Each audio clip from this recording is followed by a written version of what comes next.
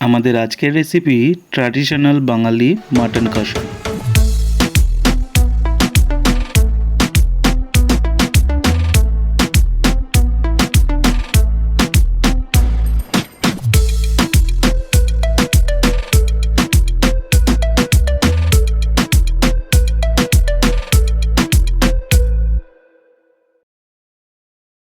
আজকের রান্নার জন্যে আমরা নিয়ে নিয়েছি 1 কিলো খাসির মাংস আর 200 গ্রাম চর্বি।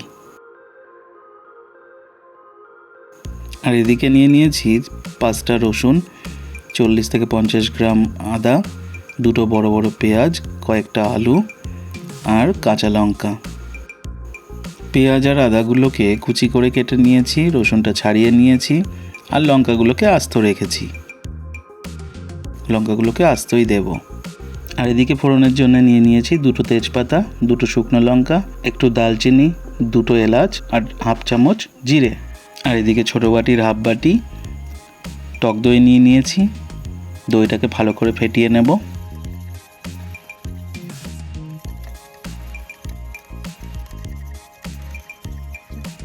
এবার মাংসটা নিয়ে নিচ্ছি।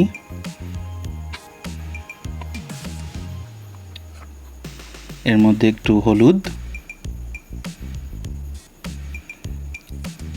একটু সর্ষের তেল দিয়ে ভালো করে মাখিয়ে নেব।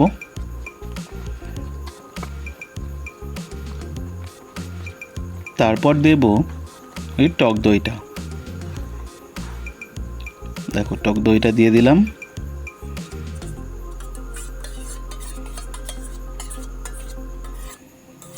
এবার ভালো করে মাখিয়ে নেব।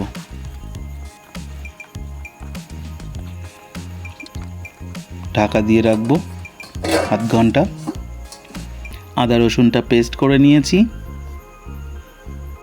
এদিকে 1.5 চামচ জিরে, 1.5 চামচ ধনে, 1 চামচ গোলমরিচ আর কয়েকটা পাকা লঙ্কা পেস্ট করে নিয়েছি। এবার গ্যাস জ্বালিয়ে একটা পাত্রে জল চাপিয়ে দিলাম। এর মধ্যে 1 চামচ হলুদ দিয়ে ভালো করে নাড়িয়ে মিশিয়ে দেব। এবার এর মধ্যে চর্বিগুলোকে দিয়ে দেব, দিয়ে ভালো করে ফুটিয়ে নেব।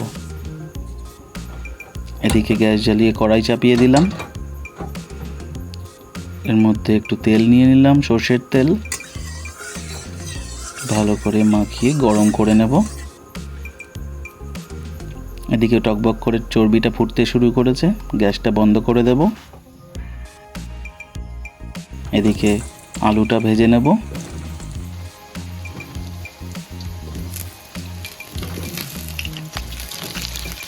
এর মধ্যে 1 চামচ হলুদ, 1 চামচ লবণ দিয়ে দিলাম। তোমরা পরিমাণ মতো লবণ দেবে। আলুটা ভাজা ভাজা হয়ে গেছে, আমরা তুলে রাখছি। দেখো, এবার ফোড়নটা এর মধ্যে দিয়ে দিলাম।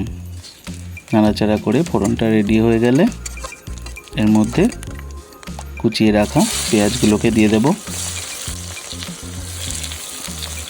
দিয়ে ভালো করে নাড়াচাড়া করে পেঁয়াজগুলোকে ব্রাউন করে নেব।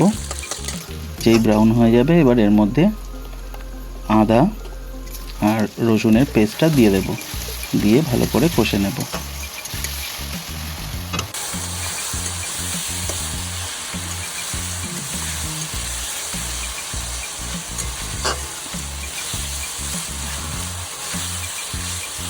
কাঁচা গন্ধটা চলে যাওয়া পর্যন্ত ভালো করে নাড়াচাড়া করে আমরা কষে নেব।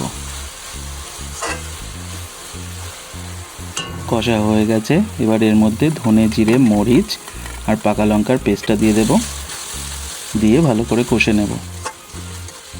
ভালো করে কষে নিয়ে এবার আমরা এর মধ্যে 1 চামচ কাশ্মীরি লঙ্কার গুঁড়ো দিয়ে দেব।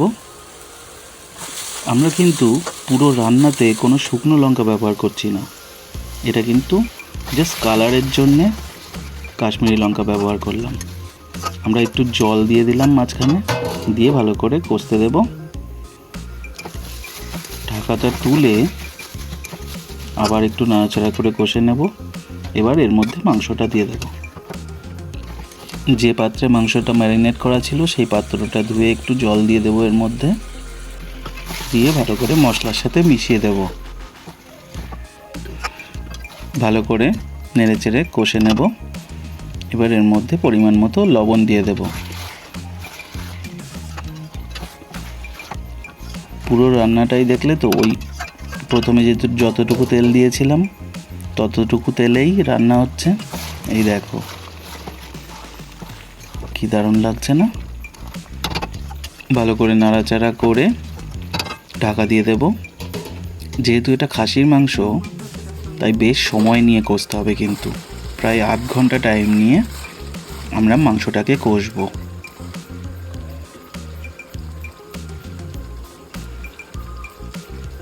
দেখো মাংসটা এখনো একটু সিদ্ধ হবে। আবার ঢাকা দিয়ে দিলাম। এবারে এর মধ্যে চর্বিগুলোকে দিয়ে দিচ্ছি। আলুগুলোকে এর মধ্যে দিয়ে দিলাম, দিয়ে ভালো করে মাখিয়ে নেব।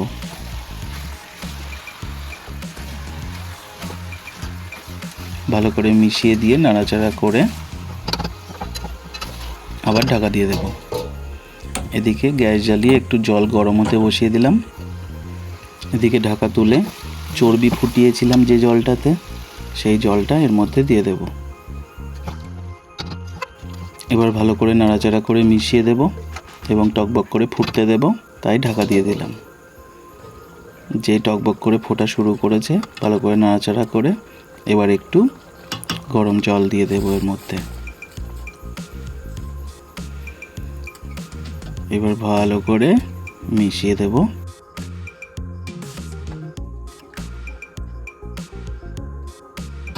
এর মধ্যে পরিমাণ মতো লবণ দিয়ে দিচ্ছি।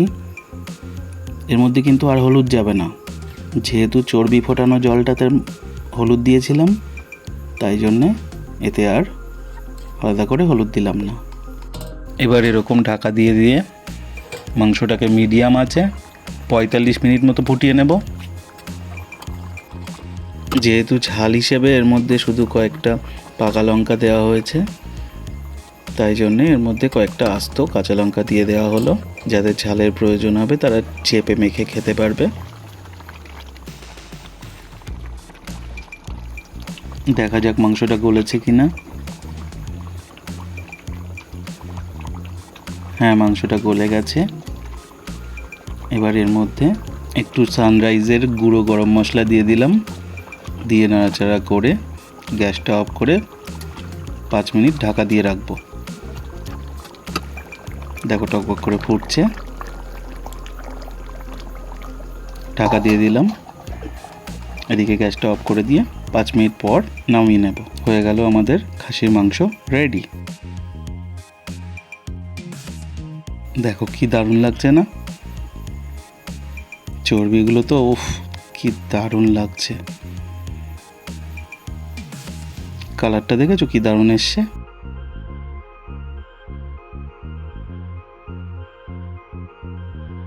এবার আমরা সার্ভ করে নিচ্ছি।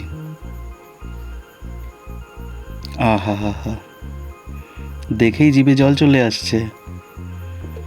দেখো কি দারুণ লাগছে। তোমরা সবাই একদিন এরকমভাবে রান্না করে খেয়ে দেখো, কেমন লাগলো সেটা আমাদেরকে কমেন্ট করে জানিও। আর এই ভিডিওটা তোমাদের কেমন লাগলো, ভালো লেগে থাকলে একটা লাইক অবশ্যই করে দিও। খাসির মাংস লাভাররা সবাই কমেন্ট সেকশনে নিজেদের উপস্থিতি জানাও। এরকম নিত্য নতুন রেসিপির ভিডিও পেতে আমাদের চ্যানেলটাকে সাবস্ক্রাইব করে বেল বাটনটা ক্লিক করে দিও। গরম গরম ধোয়া ওঠা ভাতে এরকম 2 পিস খাসির মাংস পাতে পড়লে পুরো দিনটাই জমে ক্ষীর, তাই না? তোমাদের সাথে দেখা হবে অন্য কোনো ভিডিওতে। এখনকার মতো টাটা। হবে মাতোয়ারা বাঙালির এই রসনায় দুনিয়া পাগল পারা। দা বৈরাগী কিচেন, বাঙালি রান্নাঘর, স্বাদের এই জাদুতেই সবার নজর। কড়াই থেকে ইউটিউব, ঐতিহ্যের জয়গান, স্বাস্থ্যকর খাবার এটাই তো প্রাণ। হ্যাঁ, এটাই আমাদের প্রাণ।